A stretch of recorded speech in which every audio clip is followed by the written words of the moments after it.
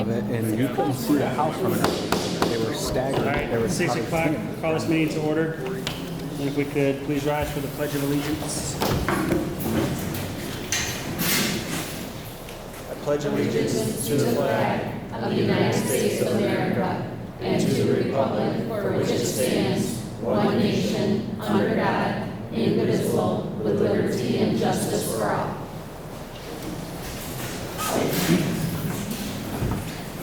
Next, roll call. Hey, Austin Brown. Here. Brad Crandall. Here. Dawn Fortin. Here. Stephen Herbstrip. Here. Sarah Jones here. Jennifer Sheldon. Tim Wood. Number 4, any agenda changes? See none. Number 5 is public comments.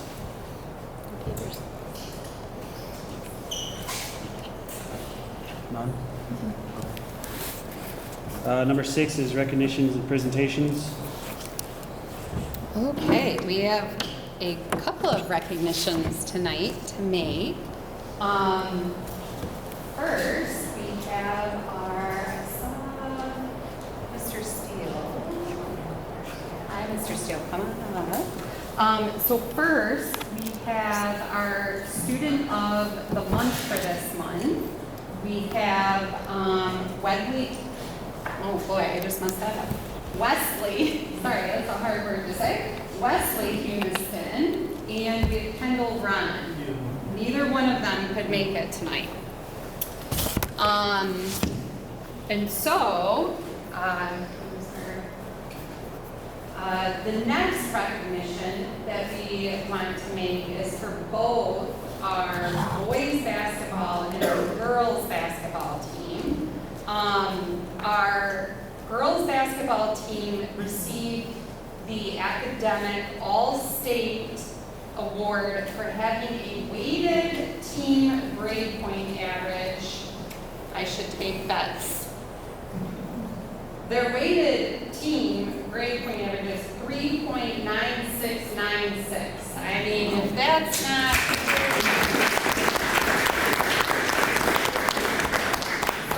Brains on and off the court, and super proud of all of you, and also how lucky we are to have Coach Grennis leading that church. So Coach Grennis, if you'd like to come up first. Congrats. And then, oh, and this is for you. And then we have all of your girls' certificates that we received from Balaji.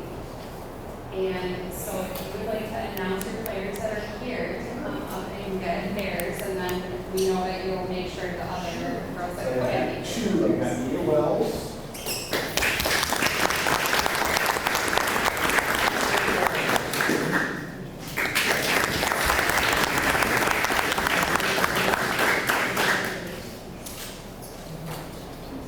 And let's get a oops, oh my goodness. I'm okay. Let's get a picture together.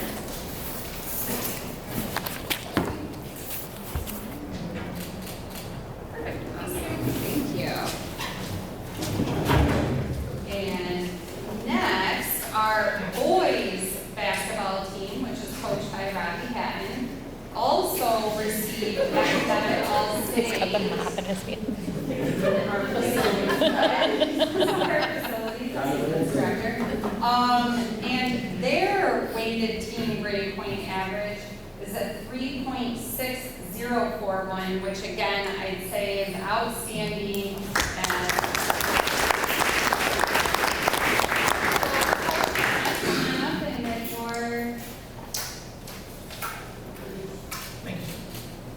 Congratulations. Thank you. That's for you. Thank you. And these are your team's certificates that we received. And if you have players here tonight that you'd like to call on. So, one and only.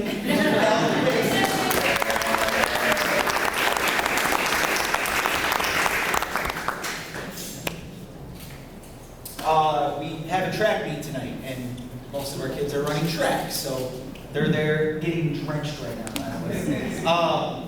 Also, I just wanted to say, I mean, we just kind of figured this out and had a chance to tell you guys, we, as for the boys basketball team, we were named the third best three-point percent shooting team in the whole state. We were 152 of 362. Just while we have Calvin, I'm about to talk about my athletes any chance I can. Calvin broke the single game record for three-pointers in a game this year. And then it was one short of the season school record, but he was a big part of why we won that award. Out of all divisions, all teams, we were third best. So. Awesome. Thank you. Come on. Perfect. Awesome. Thank you very much. And next, we have our, what is it next? Retirements? Retirement, yep. This is like my least favorite part, but I am just really not jealous. I'm really excited for our retirees. And two outstanding educators tonight that we are celebrating, actually three, but one can't be with us. Ms. Shelley O'Dowd, who's one of our high school special education teachers, is retiring at the end of the year. But we have two other phenomenal educators here tonight that I am very sad to see go, but I'm very excited for your next chapter, and you always know where to find us. Both of you bring so much positivity and inspiration to your students. And I just want you to know that when we say your impact is immeasurable, I really think yours is. And the reason that I think that is because just the little bit I get to go on social media and see the things, I don't know if you see their other people's posts about you, but when people write things about me, it's not really ever positive. But for the two of you, you have a lot of support among generations of kids that you have taught over time. And I think that when I think about legacy, you know, it's not about balancing a budget. It's not about, maybe it's about what the standardized test scores say, but ultimately it's about the impact that we have on the kids that we touch and them being able to go out and be contributing members of society. And you two have far exceeded any sort of expectation there is. And I can't thank you enough for your service to Penfield Schools. You will truly be missed by all. And like I said, you know where to find us. So I would like to bring you up and give you your plaque, and then we will take a recess so that we can enjoy some cake together, okay? So first, I would like to ask Julie Stover, who's been here this year.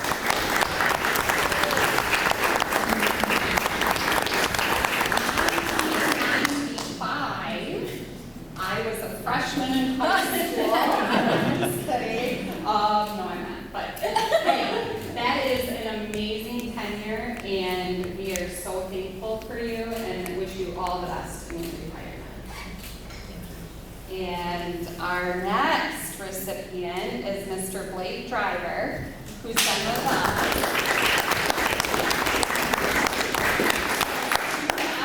2004, which is a couple years after he graduated. Amazing tenure as well, and if you want these so that they don't scratch. And again, thank you so very much. We are so grateful for all that you have done for Penfield Schools. Do a picture. April, you know what I did about the picture? Yeah? Okay. Because Julie loves I love picture taking. Awesome. So I also have your boxes in case you don't want those to get wet. Aw.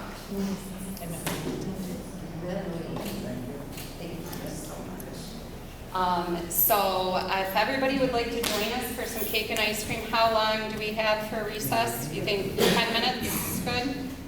10, 15, yeah. Okay, so call the recess at Go into recess at 6:10. All right, 6:10 it is.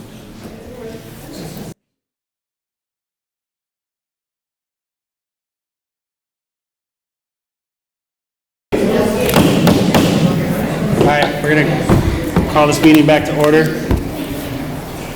Number 7 is communications. 7.1 is student representative reports. Oh, you skipped 6.2, the Purdy. Well, sorry. we can go ahead and do the student. Do you need to go back to work? No, I can do it. You got it? Okay. We'll let you can go first, and then you can go. How's that? Sorry. No, I didn't highlight it. It's okay. I'm Taylor, and I'm a student representative, and I was going to tell you guys some of the things that we did in high school. We had an IA senior celebration at Harper Creek on April 30th, and it was the top 10 senior athletes. And then on May 2nd, we had a senior day ceremony, and some of the notable things were Kira Boudreaux was going to KCC soccer. And then Alex Lutgren was going to Calvin for wrestling on Thursday. And then Mr. Driver's last concert was May 15th on Thursday.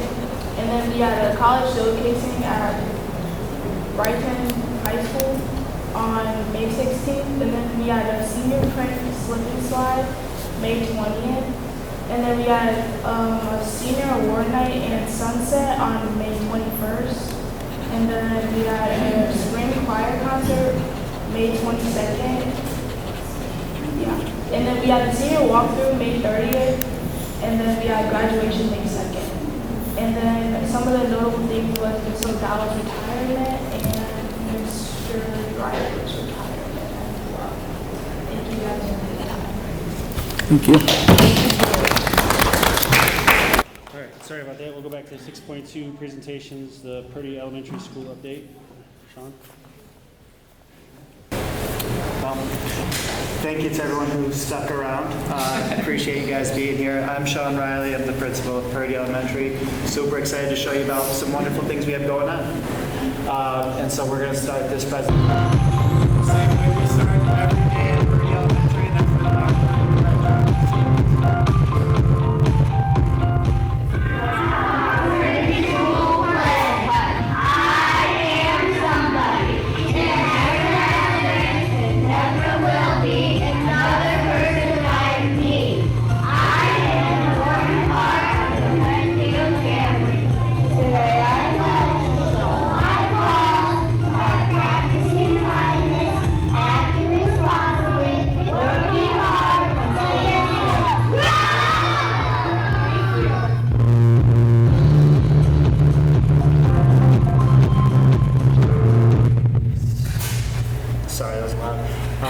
So we practice our pause every day. That's practicing kindness, acting responsibly, working hard, staying safe. Some things I really wanted to highlight for our key indicators of engagement is our daily attendance. We are at 92.4%. We want to get close to that 95 range, but I'm really happy with where we're currently at. And then our parent-teacher conference participation is at 93%. That was in the fall of 2024. And so a common theme that I want to talk about today and kind of highlight today is our parent and family participation. So, I started here in December, and so some of the things that I've been keyed in on are our culture and climate. I wanted to focus on the realignment, and then I really wanted to focus on our family engagement, our family participation. So I'm going to talk about those three things quite a bit today. And then a little bit more about me. Before I was the principal, I was the dean of students here, which I was tasked with being in charge of PBIS, or our Positive Behavior Intervention Systems at Purdy. And so that's really highlighting these PAWs and highlighting our students and how we can keep showing our students these PAWs. And so one way that we incentivize that is with our Panther of the Month.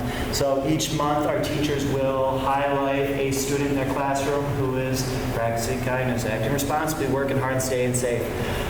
This year we've added actually bringing families into our celebrations so that we have our families in here once a month who are celebrating their students for just all the great work that they're doing. In addition, we've added to our regular PAWs, but we've added character traits like honesty, like teamwork, like respect. We want to make sure that we are promoting a whole, well-rounded student. We want to make sure that our students are ready for society and ready for Dunlap, ready for middle school and high school and beyond.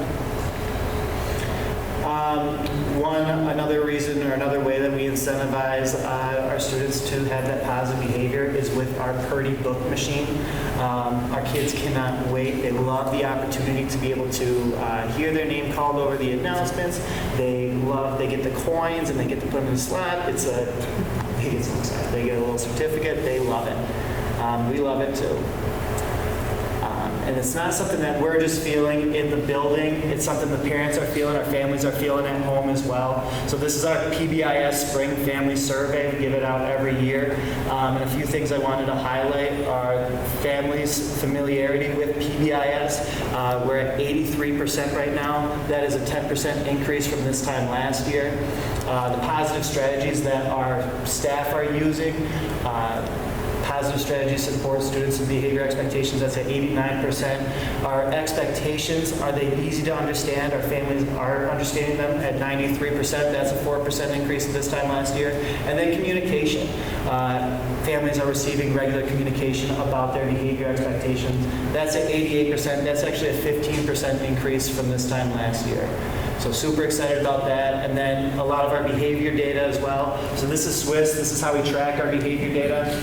You can see right here that September, October, November were rough. They were challenging.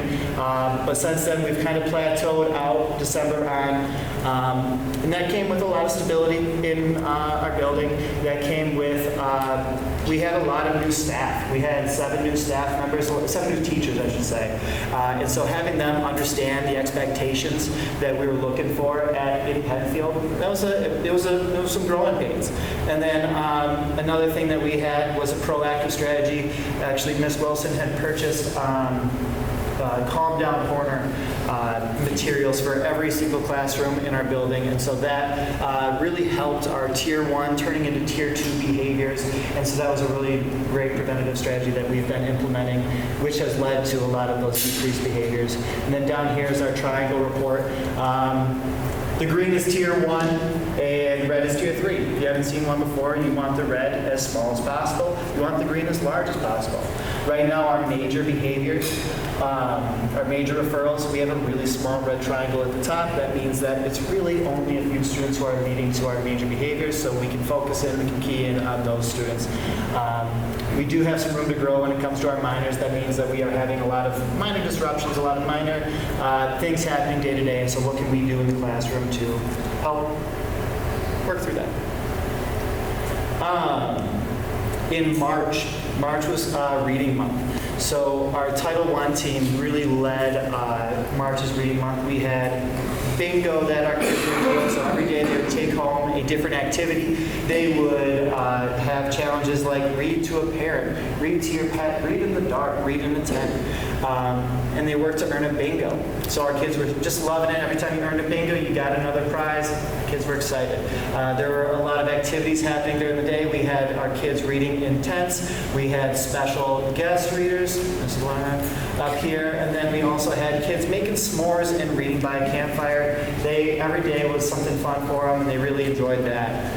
And so back to that bingo, our school goal was 200 bingos as a whole school. And so since we earned our goal, our PPA, our Purdy Parent Association, through a family game night. So if you can envision a classic night out by the campfire, we had our board games rocking, we had kids reading in tents, and ultimately it turned out to be just a really nice night. So all the families and kids went out to the playground. But it was a really nice night. Throughout the school year, we've had a lot of community volunteers. We partnered with the Calhoun County Sheriff Department, and we actually had Deputy Matthew Schimmel come in, and he led a program called Teams. And so what Teams does is he teaches our students about safety at school, but then safety in the community. Our counselor, Mr. Lamb, was able to put together an assembly with different police officers from around our county, from around the state, to talk about the differences in their uniforms, to talk about the differences in their positions. Mr. Lamb also put together a career day. So we had different community members from around the community to talk about our careers and really kind of open the eyes of our students about different opportunities for them. This last Thursday, we had our art and science fair, and so that was a really cool event that, our kids got to really flex their brain muscles. They got to show all these creative and fun science projects. Mrs. Mann helped out with hanging up some art around our gym. We had our second grade really led the charge. They had habitat dioramas. We had kids who were showing potato and what's a better conductor, a potato or lime juice to make light. We had robots. We had, it was phenomenal to see what our kids, our kindergarten, first grade, and second grade students could do. So that was lovely. We had a beautiful turnout. And wanted to recognize some staff. I really couldn't have done any of this without people in this building. It's one thing to say I have excellent teachers. You could poke your head in any classroom, you could poke your head in the hallway, you could poke your head in the teacher's lounge, wherever you look, you're going to see somebody who is working hard to make Purdy the best place they can possibly make it. And so I know I've been here in this position for 6 months, and I would not have had any success whatsoever without the people in this building. Another hard-working group, I know I talked about it once, but our PPA to put together all these family events for our families, for our kids. We have, they've been putting up events all year long. I know we use this gym for a lot of stuff, but this is our theater at times. This is where we have movie nights. Our kids get to dress in pajamas. We have our game nights. We have just a lot of events that our PPA puts together to bring a lot of people together. Another PPA event was our Penfield Carnival that took place on Friday. I know it's a little dark. You can see this woman kind of dunking me. I did tell her that she had a rubber arm, and so that might have been my fault. But we had a lot, we had games, we had food trucks, we had a really good turnout. I know Friday was a rough day. Let's take a look at what we went through this last week as a whole. And so, our community really was dragged through the ringer. We had gone through a lot. And I know not everybody was able to make it on Friday, but the people who were grateful. We offered a lot of relief. We offered a lot of reprieve for those who did have a lot of devastation in their yards, around their community. And so, I was really grateful to see the people who were there, who were able to make it. And that was really nice. That was really nice.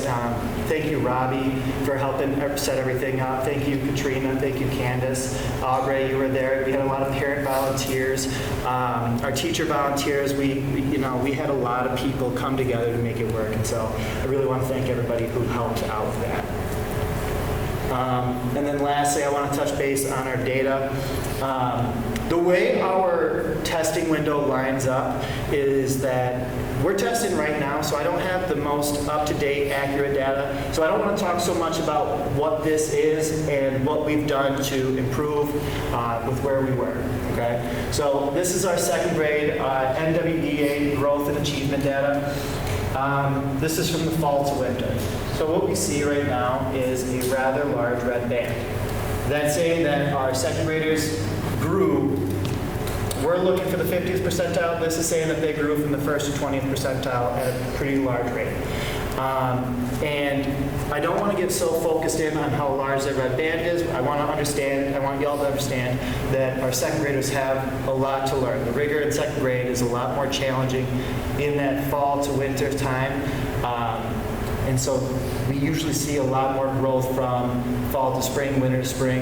And so I don't want to get super caught up into that, but what this does present is a lot of opportunity for our kids to grow. And we can take a look at the first grade and second grade, same things, right? We still have a relatively decent sized band, but our highest students are growing. This is 13%, I know you can't all see. This is 11% in the fall to 13% in the winter. So our highest students are still growing. And then if you want to take a look at our kindergarten, that's a giant blue band. And you're going to see that theme throughout. Kindergarten's absolutely rocking the house right now. Okay, and the same things with our Acadians. This is our reading composite score. So these are things like our nonsense words, our oral reading fluency. This is our first sound fluency. Kindergarten, our blues getting bigger, greens getting bigger. We love to see that. First grade, kind of hitting the wall, if you will see though, our blues getting bigger. So we can talk about why the blues getting bigger and talk about how we can make our red a little bit smaller. And again, second grade, we've got some plans, right? So, you know, in seeing this, in seeing what we got in the fall, in the winter, we wanted to then start thinking about how can we realign with what North Penn is doing out there. And so we wanted to introduce wind time. And so I don't want to get too deep into wind time. If you were at last month's board meeting, Ms. Wilson gave a nice presentation about wind time. And so what I want you to take away is that this is a whole team approach. We have everybody in the building working with students at any given time. So there, whether it's a para, an LRE, a teacher, we've all got smaller class sizes, we've got smaller groups, and so we're able to reach those highest learners to continue to push them, but we're also able to lift our lowest achieving learners right now. And so these interventions are specifically catered to our lowest students right now, and so our teachers are planning these interventions out based on what our students specifically need. And so that's what we're doing. I'm very excited. I don't have the spring data. I can't wait for you all to see it. I can't wait for everybody to see it. We've been working so hard. We've been working so hard at Purdy. So that's what I have to say. I just want to say thank you so much for being here. Thank you so much for letting me brag about Purdy. And real quick, I know this is a different kind of logo. Our art teacher designed this, so she did a phenomenal job. If you see Mrs. Mann, she did a great job on this logo. Thank you guys very much.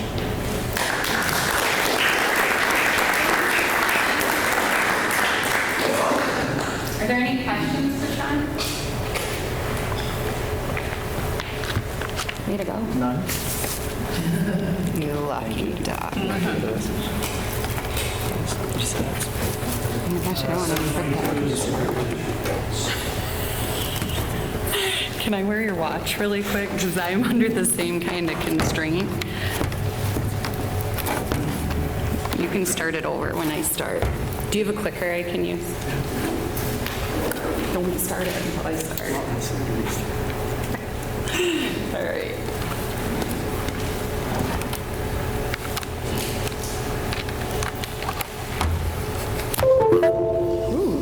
Okay, so I'm here to talk about our annual, what do we have to do? The down button, is it on? Oh, there we go. You there? Okay, here we go. So I'm going to first talk about the state of the budget. Brief history of school finance.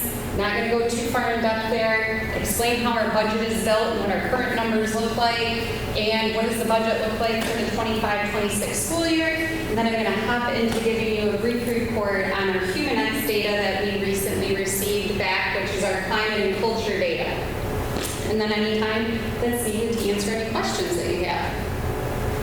So, first of all, a lot of people don't necessarily know how school funding works, but I think that the big thing to know is that in the state of Michigan, people pay property taxes, all different amounts of property taxes. They all go into one big pot in the state, and then they get divvied up on a per pupil basis. And so, based on that, those taxes all getting divvied up from the history of time in the state of Michigan, the per pupil allocation has not kept up with the rate of inflation. There's many states that will give you an amount of money that is for students and then another amount of money that's for operations. And here in the state of Michigan, all of that money has to be effectively used for all of those things. And if you're going to make any building improvement, you need to levy additional taxes from your community in order to be able to make those improvements. And so one of the things that I want to notice is that from 2018 and I wrote that wrong, but from 2018 to 2025, the increase in the per pupil allocation was only $7,871 up to $9,000. So if you think about that from 2018 to 2025, that is not a very large per pupil increase when you consider how inflation is hitting us at this time. When we look at the distribution of funds, you can see this big green area, which last year was, I think, 85.4%, if I'm not mistaken. It has increased to 86.2% of our overall funding comes from state sources. So taxes that get broken out into that per pupil allocation. Then we have another 5% that's revenue that comes to us from the ISD. That's to reimburse our special education costs. And then we have 6.1% that is from our local sources, and 2.2% is from our federal funding sources. So that would be like our Title I program that we're able to run and that sort of thing. So what does that all mean? What it means is that our finances are completely dependent on the number of students we have enrolled in the district. That's how the operating budget is built, is because that 86% of our funding is all directly tied to the number of students that are here. You've seen this chart year after year, and it stopped at 2022, but basically what it showed was that in 1910, for example, in the state of Michigan, the rate of live births per 1,000 people was 22.8. The latest information that is out is reflective of 2023, and now in the state of Michigan, the number of live births per 1,000 people is down to 9.9. And so that's a dramatic change in birth rates. So when we're talking about the number of children to potentially have come to your school district, the numbers don't add up to what they did a long time ago, and they've been declining over quite some time. Some other enrollment trends for 24-25 that, now that we've had a few years since post-COVID, we have trend data at this point, is that one thing is that last year, and for this year, 24-25, enrollment dropped at 0.5%. And that is significant if you're looking at the bigger piece of pie. Enrollment in traditional public schools fell, though, 0.8%. So overall in the state of Michigan, remember, charters are part of that, reduced, but then also the public school reduction was even larger. Now, it really is larger in an actual public school because charter schools enrollment increased 1.7%. And so what we're seeing in terms of that charter is a lot of students going 100% virtual for their schooling. So the other thing is that in 2021, the number of public school students fell by 6 times what it had prior. So there was kind of like a cliff that as we were coming out of COVID, that people were making these decisions to change the type of education that their student was getting. When we look at our pupil count, this goes from 2012 here all the way to 2024, you can see that from 2021 or even 2020, we have dropped from 2023 to 1,876 pupils. And so we ask, where are the kids going? So in terms of, you'll see, again, trend data from 2019-20 all the way till now. We've really hovered in the same area. So last year, we had 323 students that lived in Penfield that either chose another district or homeschooled. And this year, that number is 321.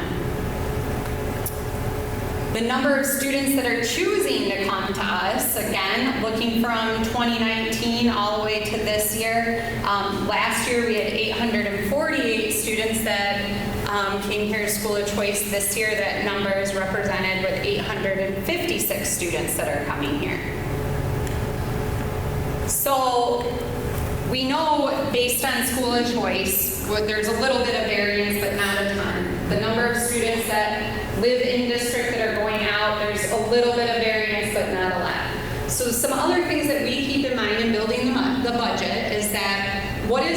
exiting senior class being what's the replacement of that. So we have our outgoing senior class of 156 being replaced with the 11th graders that will be 12th graders next year, which is a class of 145. So that's a net loss of 11. Then we look at how many kindergartners do we have in the incoming class. And so in our kindergarten roundup was held, we had great participation, but we know pretty much from year to year, because we do have a young fives developmental kindergarten class, that while that number is representative of 140 something students or 150 somethings, there are some parents making the decision right out of the gate that their child will spend 2 years at kindergarten. And so our class sizes are really about 126. So we're down another 30 pupils there. So we have to take that into consideration when we build a budget, that we need to build it based on that reduction in enrollment. The other thing that we take into, so that amount with those 41 students at the current per pupil allocation is $432,360. So going into next year, we need to take into account that reduction. But I like to keep it positive, right?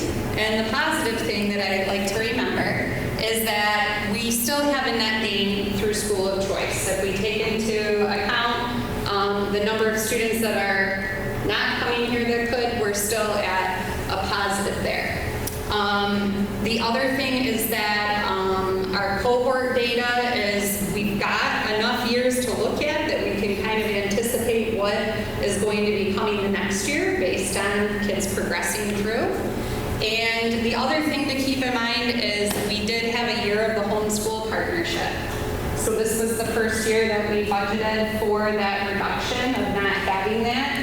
And so this year we budgeted with that loss of 69.53 FTE that we were able to get through doing that the year prior.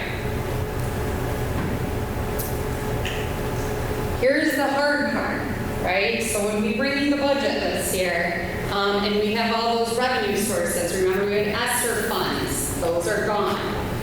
We had 23G, which was to help us with funding learning loss, early literacy, catching up from all of the things. We received $322,962. That's gone as of September.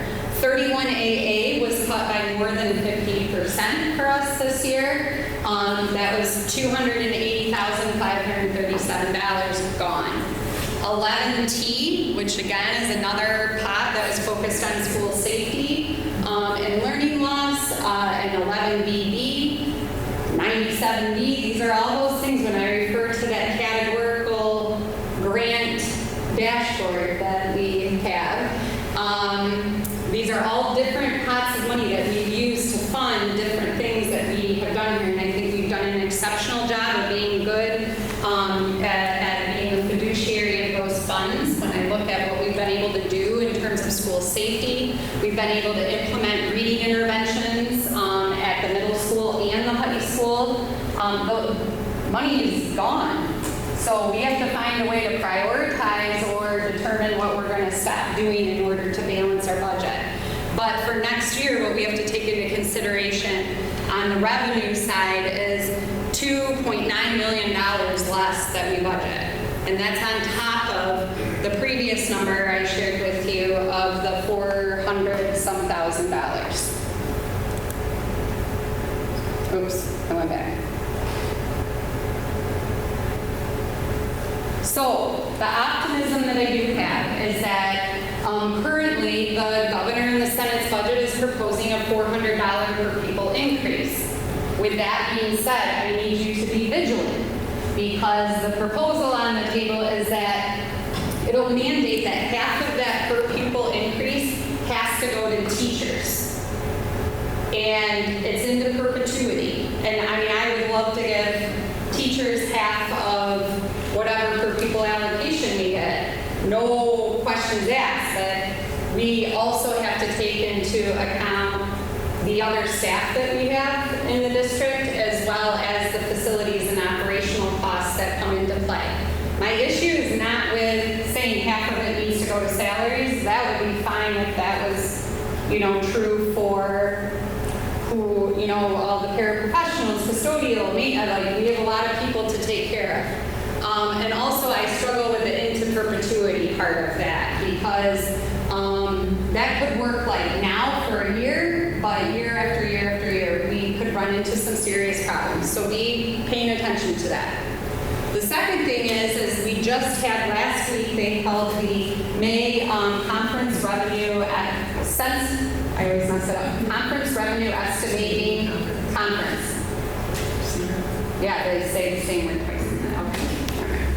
Okay. They didn't consult me on what to name it, I guess. I'm just kidding. So at any rate, the school aid fund projection actually came in better than what they were projecting. And Austin and I were just in Lansing a week ago or 2 weeks ago and listened to a legislative update where we weren't quite sure. The caveat to that, though, is that the general fund projections came in much lower than what they were anticipating. And so again, something I need you to pay attention to is we can't rob Peter to pay Paul. We can't take money out of I'm all about fixing the roads, but let's take money that is earmarked for our kids in public education and put it there. And there's no reason to take money out of the school aid fund to give it to the general fund. There's other ways that they could take care of what they need to take care of there. The third thing I am optimistic about is that we have a very healthy fund balance. And that's because Angina, she keeps us all in line. And she takes care of these things for us. And so we can't overlook that, because that's what's going to help us get through potential recession and all of that. And then the fourth thing that I keep hearing is that there's a projected increase in at-risk funding. And so that makes me hopeful that some of those other categoricals that are going away, we may be able to address some of that with an increase in that type of funding. With that being said, though, there's a whole lot that is up in the air that we would normally know at this time of year. And last year when I came and did this presentation, I was like, hey, it sounds like we're going to get this per pupil increase, right? And we were pretty confident in that. We budgeted on that. That's what we were hearing from all of our constituent organizations. And in the final hour, they cut school safety funding by 50%, and they gave us this percentage of reduction based on what we had already been paying into retirement for employees, into the pension system. And so they were like, everybody got this 5% decrease. Well, there's like 20 different pension options that employees could have selected from the time they came in 30 years ago or 40 years ago to now.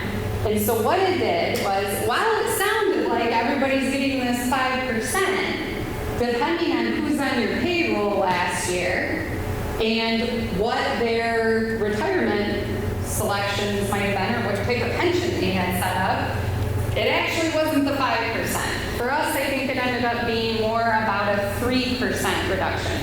And it created a huge variance in the actual savings realized among districts because of that.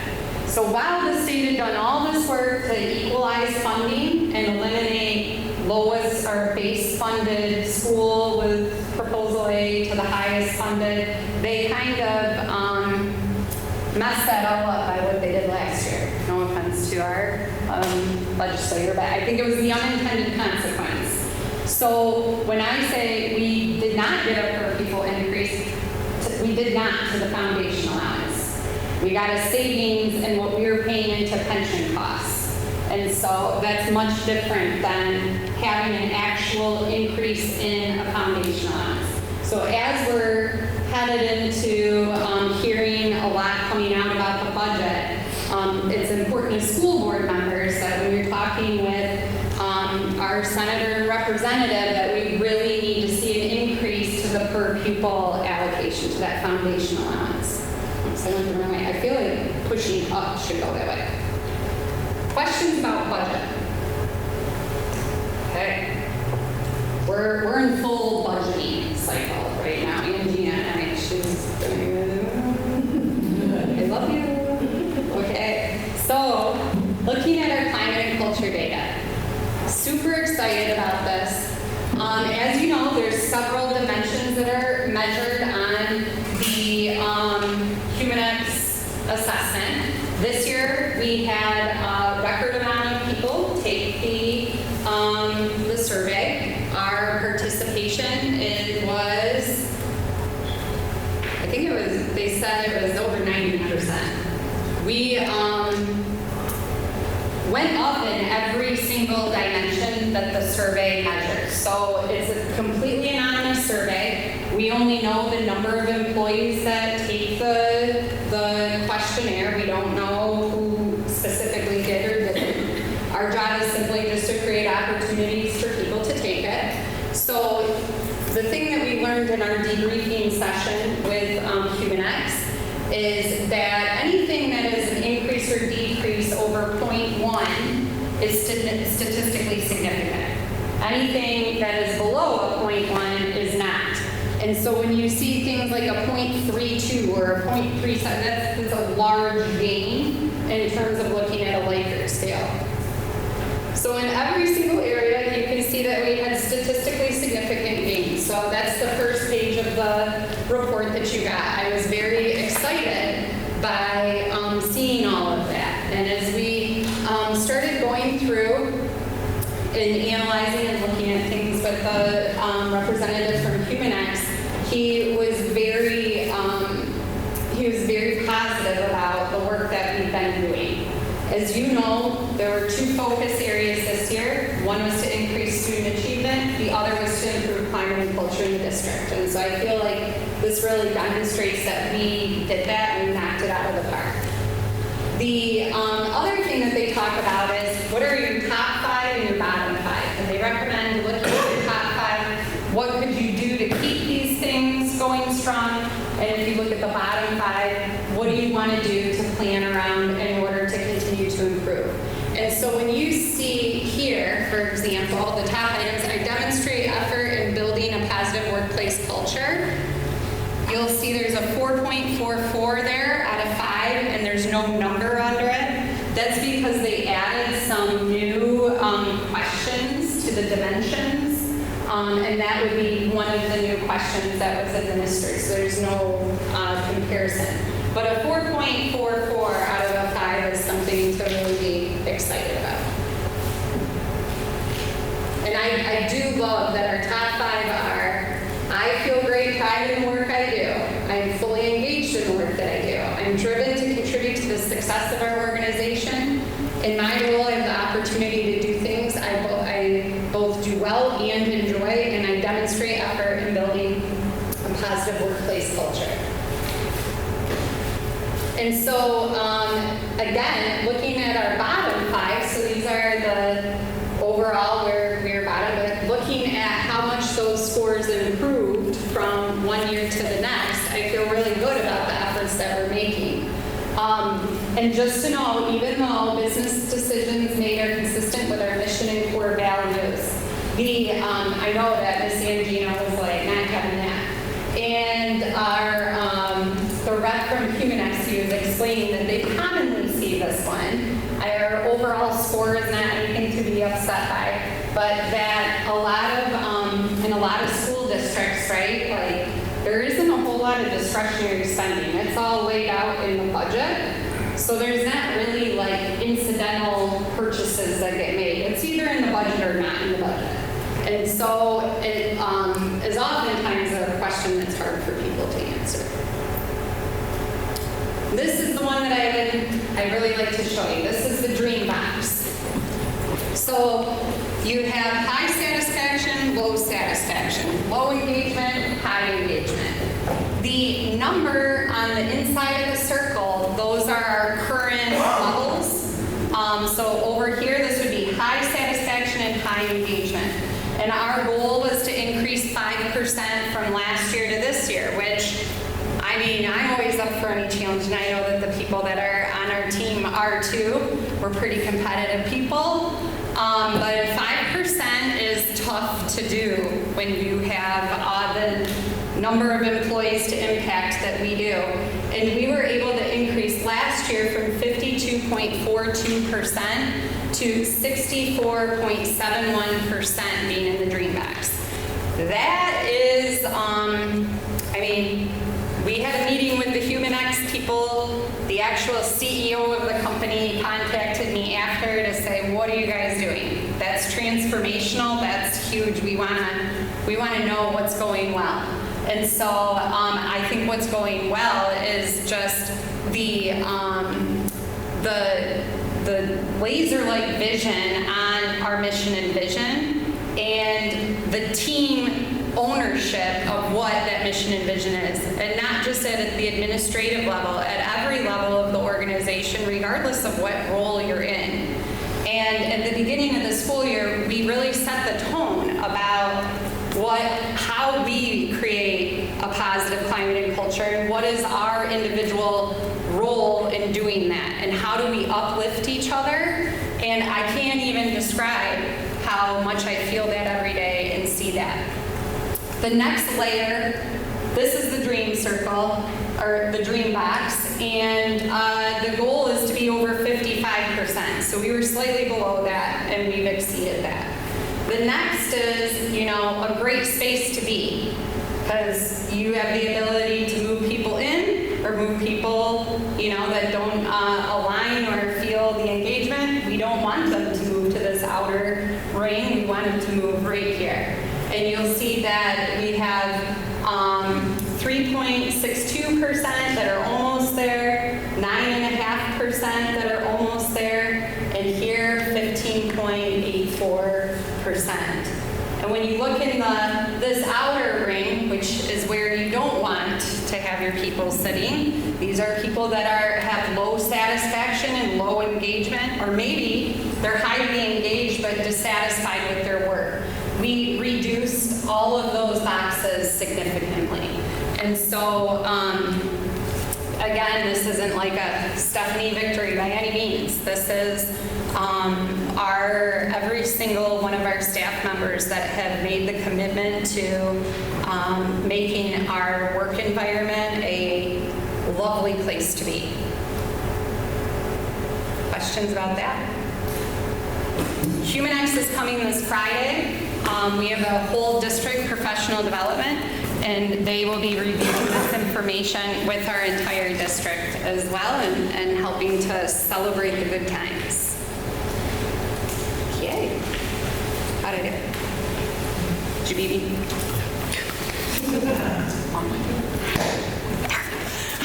Thanks for the feedback.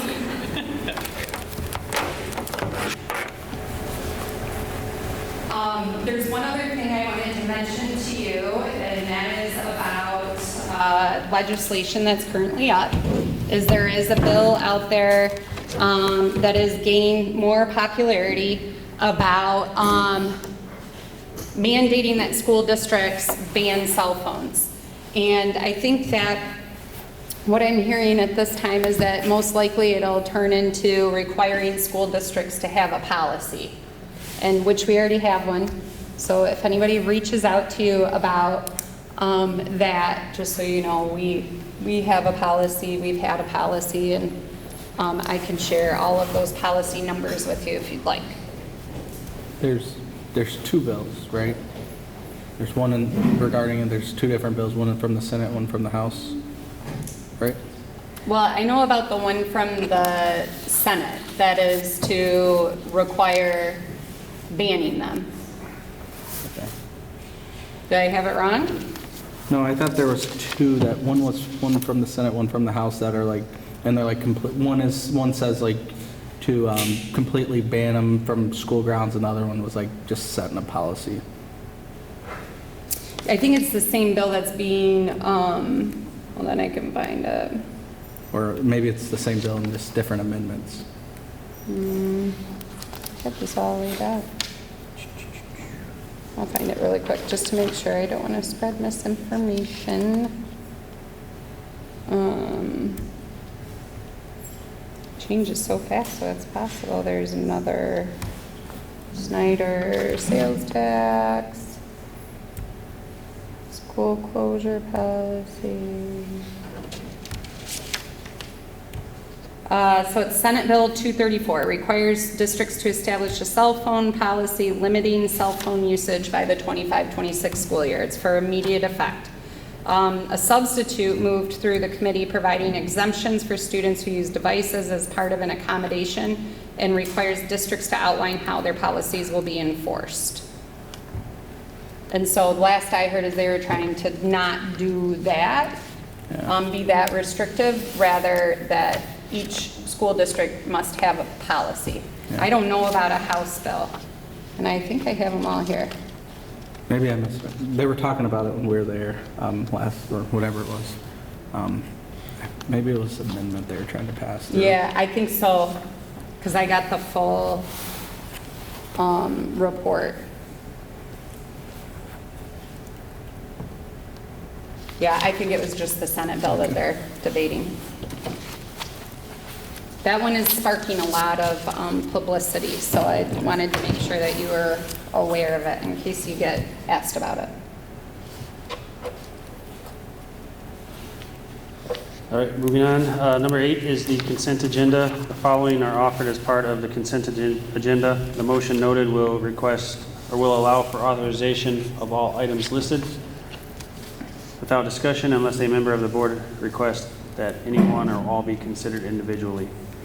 Motion to approve the consent agenda. Second. Okay, motion by Sarah, supported by Austin. The board will approve, or it's been motioned by Sarah, second by Austin, that the board will approve all items within the consent agenda. Is there any discussion? All those in favor say aye. Aye. Opposed, say nay. All right, motion passes. All right. Number 10, business agenda. 10.1, acceptance of retirement of Mr. Blake Driver, Michelle O'Dowd, and Julie Stover. With regret, the superintendent is recommending the board accept the retirement of Blake Driver, Penfield High School and Middle School band teacher, Shelley O'Dowd, Penfield special education teacher, and Julie Stover, Dunlap Elementary technology teacher. I'll make the motion. Support. It's been moved by Austin Brown and seconded by Dawn Porton to approve the retirement of Blake Driver, Shelley O'Dowd, and Julie Stover. Is there any discussion? All in favor, say aye. Aye. Opposed, nay. Motion passes. 10.2, approval of new staff. It is the recommendation of Superintendent Limmer to approve Jared Cavis as high school band teacher effective 8/19/2025 and Chase Bethia as Dunlap Elementary music teacher, assistant band director effective 8/19/2025. Motion to approve new hires. Motion, it has been motioned by Sarah Jones and seconded by Brad Crandall that the board approve the staff for hire as recommended by Superintendent Limmer. Is there any discussion? Okay, all in favor say aye. Aye. Opposed, nay. Motion passes. 10.3, approval of first reading of spring board policies. Superintendent Limmer is recommending the board approve the EOLA policy update from spring 2025, which includes the following policy revisions and one new policy. Those were attached there in your board packets.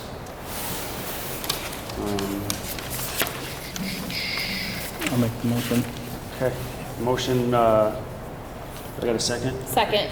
Okay, it's been motioned by Austin Brown and seconded by Sarah Jones to approve the policies for the first reading. Is there any discussion? All those in favor say aye. Aye. Opposed, nay. Motion passes.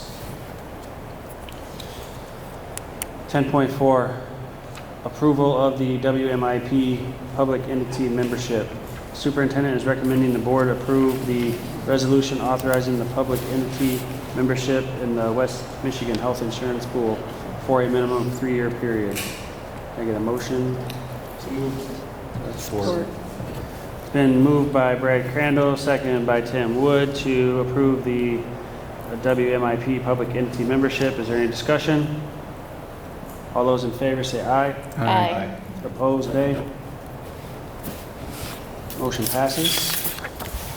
10.5, approval of the selection of representatives for the CISD biannual election meeting. The superintendent is recommending the board approve the selection of the Board of Education representatives to attend the CISD biannual election meeting on behalf of the Board of Education on June 2nd, 2025 at 6 p.m. Can I get a motion? Do we have to name the people? So, yeah, it's named in our committees. Okay, got it, So it's Dawn and Right, okay. Kirby. All right. So moved. Second. It's been moved by Tim Wood, seconded by Sarah Jones, to approve the selection of the representatives to attend the CISD biannual election meeting on behalf of the Board of Education on June 2nd, 2025 at 6 p.m. Is there any discussion? All those in favor say aye.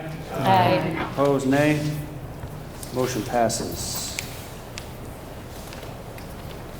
10.6, approval of April bond bills from Triangle and King Scott.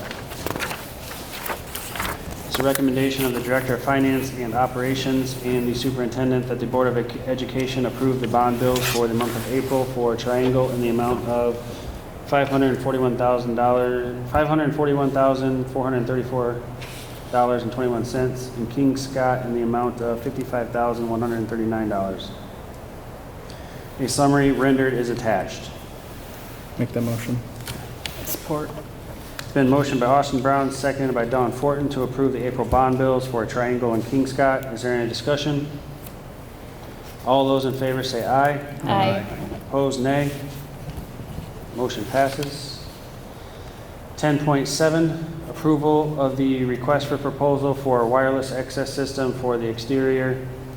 Superintendent Limmer is requesting the Board of Education approve the bid for Town and Country Group in the amount of $233,882 for a wireless access system for the exterior of the schools.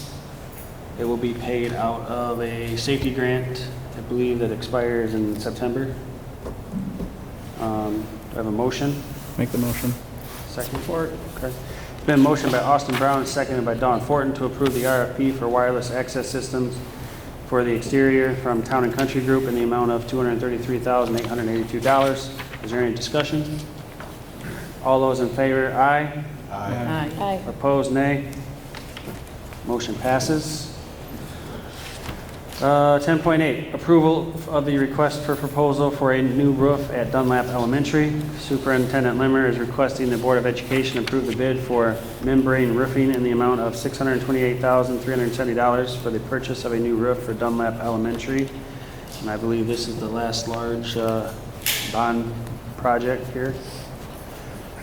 Just so everyone's aware, and then can I get a motion? For adoption. Second. Okay.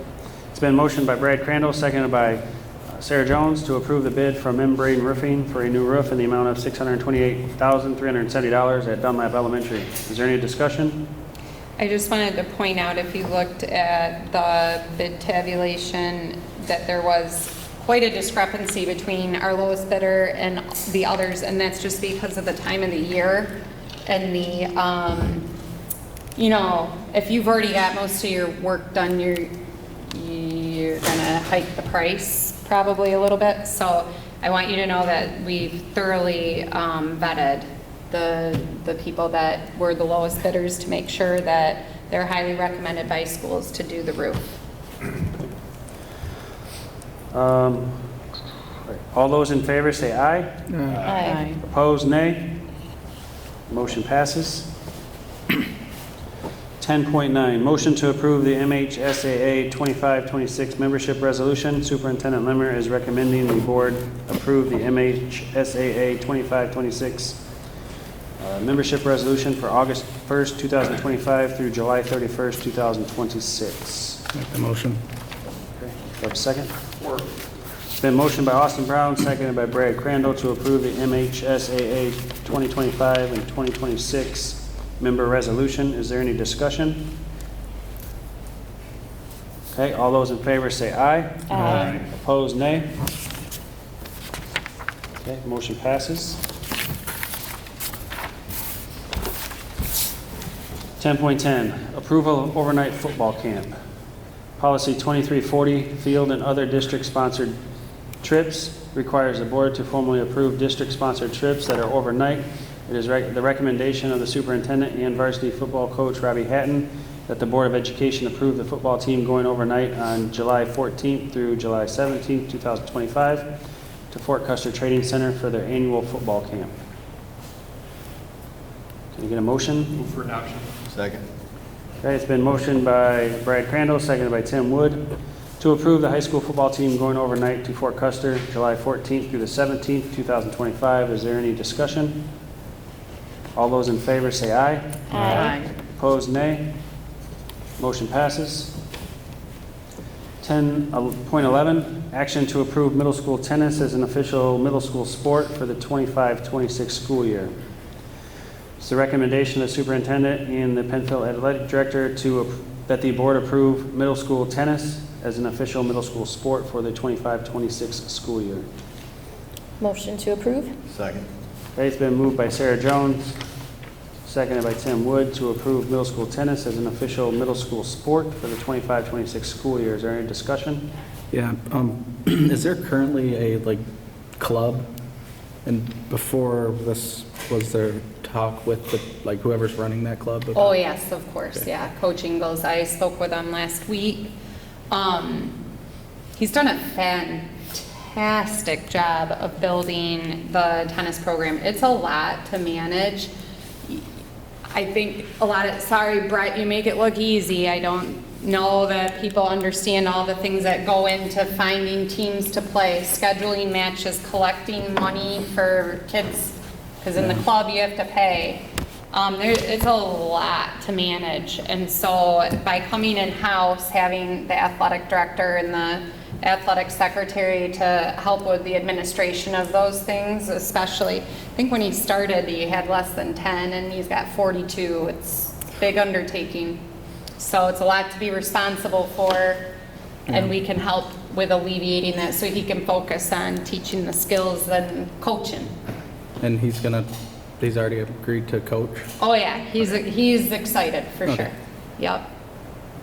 Also transportation for students. Yeah. would be an option then. Yeah, we provide transportation. Not that we're able to do it 100% of the time, but we do our best.